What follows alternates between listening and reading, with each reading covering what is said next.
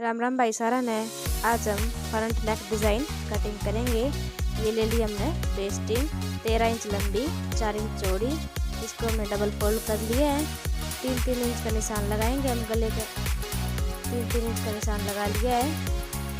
गले की लंबाई लेंगे हम 6.5 इंच का निशान लगाएंगे ताकि हमारा गला 6 इंच का तैयार हो जाए। 1/2 इंच ऊपर जाएगा। ये हमने स्ट्रेट लाइन लगा ली है। और अब नीचे हम पत्ती की शेप देंगे गले को। 5 इंच पर हमने पत्ती का निशान लगा लिया है।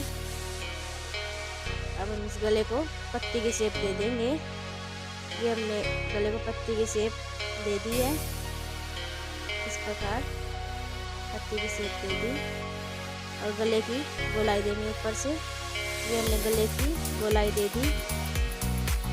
अब साइड में गले का मार्जिन लेंगे। ये हमने पेस्टिंग पे मार्जिन ले लिया गले का। अब हम इसकी कटिंग कर देंगे। ये हमारे गले की कटिंग हो चुकी है। ये हमारा गला बनकर तैयार हो गया। अब हम इसको कपड़े पे पेस्ट करेंगे।